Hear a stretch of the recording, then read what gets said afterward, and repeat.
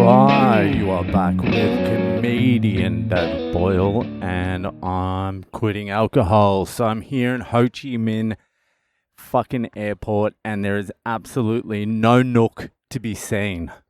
I'm just potting out in the open. People are looking at me. I don't give a fuck. I'm just one of those influencers now that just fucking doesn't give a fuck about life. I can't believe I called myself an influencer.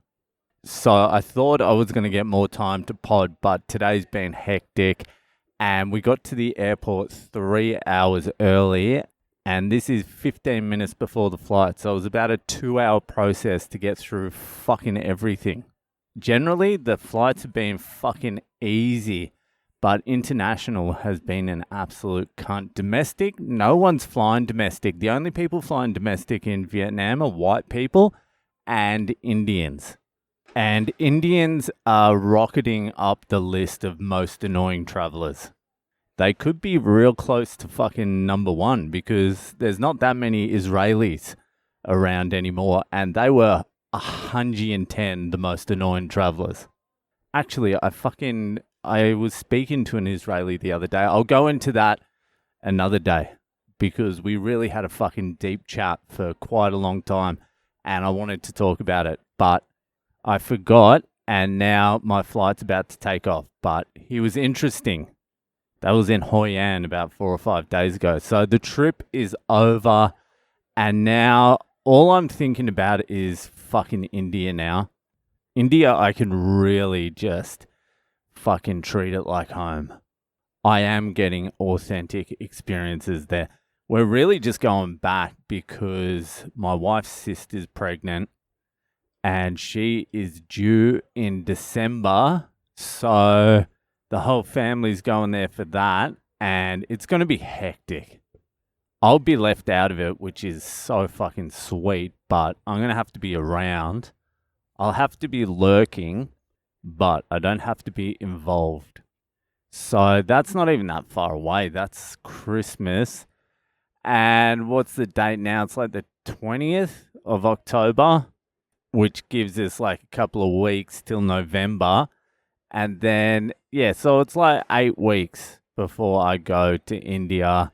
And it's been a while. It's been almost 2 years since I've been to India. Anyway, fucking Vietnam is such a great country. If I was to do this place again, it would be a lot slower. I wouldn't try and cram as much shit as we've crammed in this time.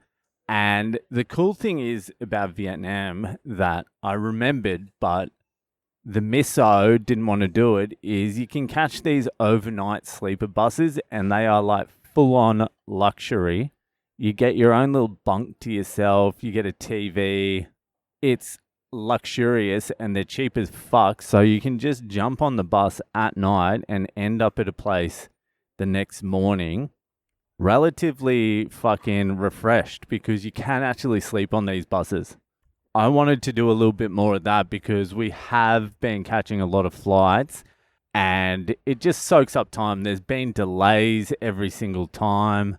Takes you a while to get to the airport, takes you a while to check in. Actually, the domestic we've just flown through check-in, but you still got to get there like an hour early just in case.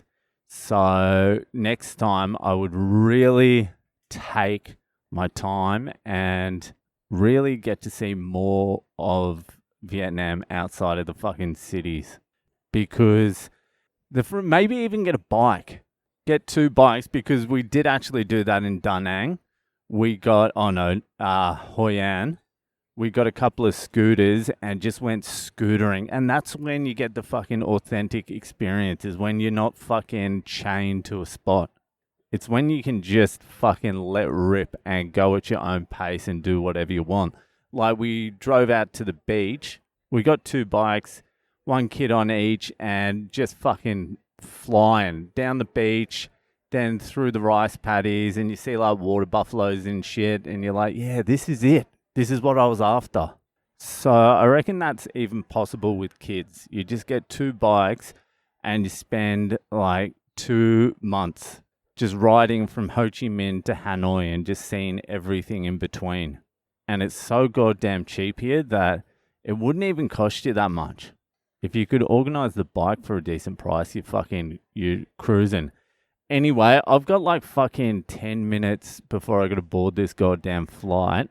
I've got to somehow release it and eat a large whopper meal in the next 10 minutes and find my family and find my gate and change into the clothes I'll be wearing on the fucking flight. So I'm just going to wrap this one up. I'll be back in Australia tomorrow morning. I don't know what the fuck's happening with work. I've got until Tuesday off. So I'll be able to fucking ease back into it. But it will be interesting because it's going to be a whole new fucking ball game when I get back. Anyway, fucking that'll do it for tonight. And I'll see ya the fuck later.